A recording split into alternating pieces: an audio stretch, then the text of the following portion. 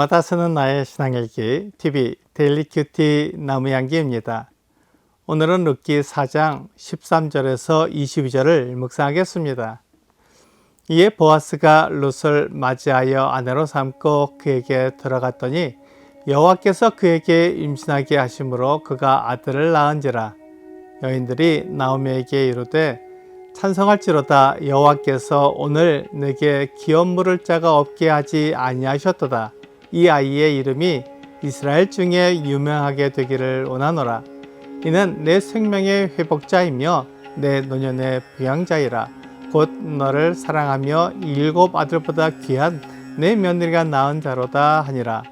나오미가 아기를 받아 품에 품고 그의 양육자가 되니 그의 이웃 여인들이 그에게 이름을 지어주되 나오미에게 아들이 태어났다 하여 그의 이름을 오벳이라 하였는데 그는 다윗의 아버지인 이새의 아버지였더라. 베레스의 계보는 이러하니라.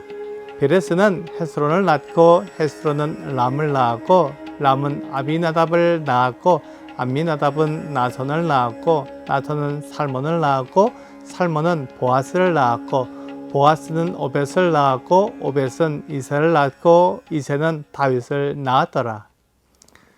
룻이 시어머니 나오미를 따라 베들레헴에 온 것은 최고의 선택이었습니다. 룻은 모압 여인이었지만 그가 이스라엘의 하나님께 은혜를 입게 된 계기가 되었기 때문입니다. 룻은 하나님의 날개 아래 피하러 온 여인이었습니다. 그러므로 하나님께서 룻을 보호하시고 인도해 주셔야 했습니다. 또한 룻이 나오미를 섬기기 위해 이삭을 주우러 나간 것은 아름다운 선택이었습니다. 사람들은 시어머니를 섬기지 않으려고 애를 쓰지만 룻은 시어머니를 섬기기 위해 베들레헴에 왔고 생계를 위해 이삭을 줍는 험한 일을 마다하지 않았습니다.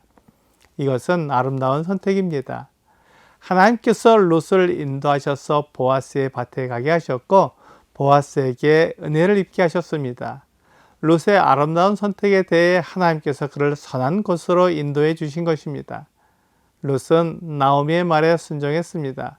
보아스의 잠자리에 들어가는 일은 하기 어려운 일이었지만 나오미의 말에 순종해서 보아스에게 가서 기업을 물러달라고 부탁한 것입니다.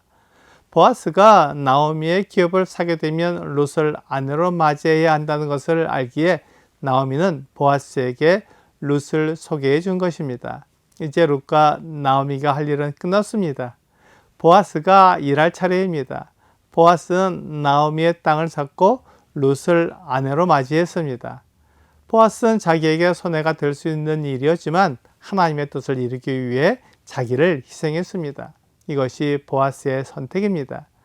그는 하나님을 위해 손해를 택한 것입니다. 그것은 손해처럼 보이지만 손해가 아닙니다. 그 일로 인해 보아스는 베들레헴 장로들과 백성들의 축복을 받게 되었습니다. 진심으로 그의 사업이 잘 되도록 보아스를 축복해 주었습니다. 이제 그 축복대로 룻이 아들을 낳았습니다. 나오미나 룻이나 그들에게 아들이 생긴다는 것은 생각하지 못한 일이었습니다. 하나님께서 그들에게 이 기쁨을 누리게 하신 것입니다. 나오미는 그의 이름 뜻대로 기쁨을 누리게 되었습니다. 나오미가 베들레헴에 왔을 때 나오미 대신 마라라고 불러달라고 할 만큼 나오미의 삶은 고통과 괴로운 뿐이었습니다.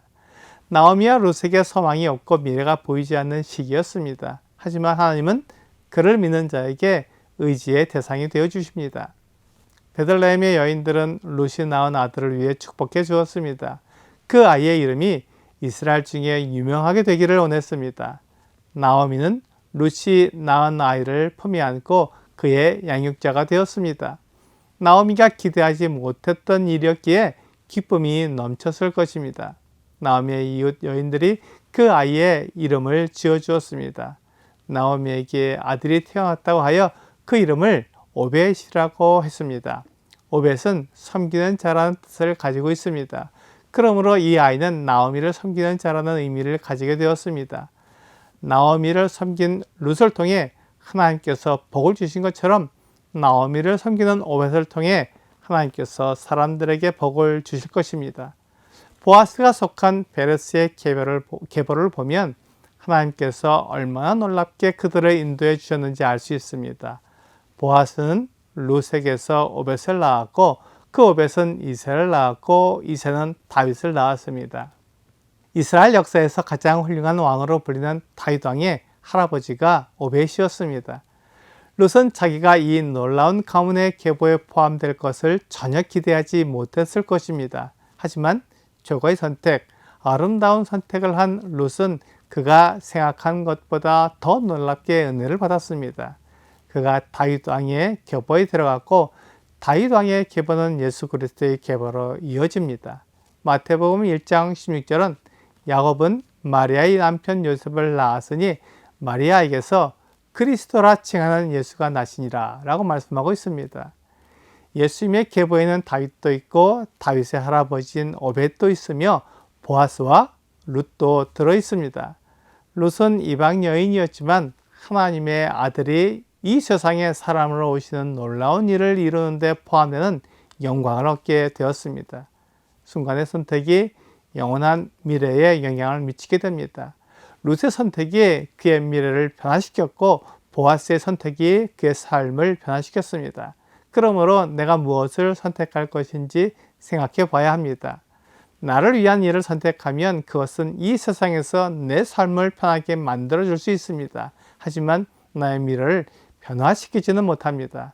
만일 하나님을 위한 일을 선택하면 그것은 이 세상에서 하나님을 나타내게 해주고 하나님의 영광을 드러내게 해줍니다. 그것이 나의 미래를 바꿔줍니다.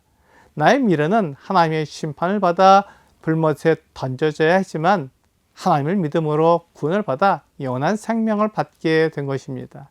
하나님을 위한 선택이 나의 미래를 변화시킵니다. 손해인 것 같은 선택이 미래에 나의 삶을 영광스럽게 변화시켜 줍니다. 오늘의 적용 질문을 보겠습니다. 하루의 선택은 중요합니다. 우리의 미래를 아름답게 바꾸기 위해 오늘 선택할 수 있는 것은 무엇이 있을까요? 내가 무엇을 선택할지 깊이 생각해 봐야 합니다. 당장 나에게 유익하고 이 세상에서 평안하게 살 수 있는 선택을 하게 되면 그것이 내 미래를 아름답게 만들어주지 못합니다. 하나님을 위한 일을 선택하면 그것이 내 미래를 아름답게 만들어줄 것입니다. 오늘 나의 이익을 위해 근시안적인 선택을 하지 않고 하나님을 위한 일을 선택함으로 미래를 아름답게 변화시키는 여러분과 제가 되기를 주 예수님의 이름으로 기도합니다.